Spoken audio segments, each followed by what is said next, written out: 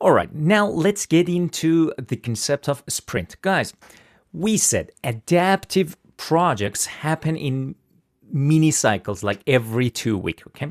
So that every 2 weeks is called iteration or sprint. What does this mean? Guys, sprint is a short fixed period of time, usually 1 to 4 weeks. So each sprint could last for 1 week or 2 weeks or 4 weeks.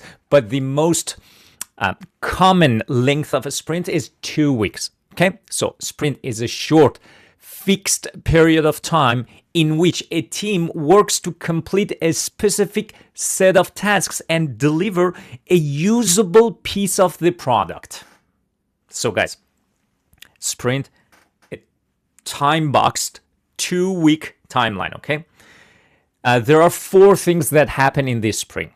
We have sprint planning. So in the very early moments of a sprint, we plan for that 2 weeks. This is called a sprint planning event. Then team starts working on that plan, okay, and starts building the deliverable. So this is a sprint execution. And then once the we are ending the last days of a sprint, like let's say a sprint is 2 weeks and we are in the day 14th. Now we have a sprint review. We show whatever we have built, that usable piece of the product, to stakeholders and get their feedback. This is called a sprint review. And then we're going to have a sprint retrospective. What is a sprint retrospective? We project team members, not with the stakeholder. We project team members. We talk with each other to improve our way of working, okay?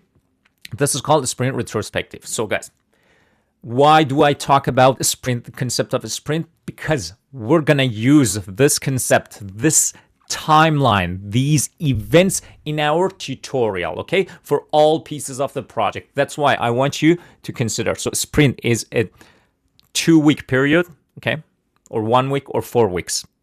Not more than that, okay?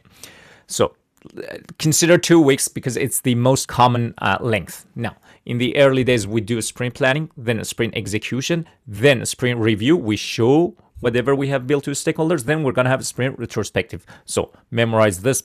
Basically, guys, each sprint is a mini project, because in each sprint, we're going to see initiating phase, lightweight planning, lightweight execution, lightweight monitoring and controlling, light closing. So each sprint is called a mini project, and these mini projects add up to complete final product. And guys, one very important point that I already talked about, but remember, at the end of each sprint, we have usable product. What do I mean by usable product?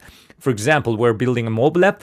We have mobile app with basic features, okay, as our first output. Then in the next 2 sprints, we add some features, 2 or 3 more features. Then, it is completing over time. But every sprint need to produce some usable product, usable pieces, usable features, okay? And that usable feature is called increment. So sprint, increment. Increment is that usable piece of the project, okay? So I think, we covered sprint, increment. Now, it is time to make your mind more structured about adaptive projects. I'm going to explain my flow of tutorial for adaptive parts of the project, okay? Let's dig in.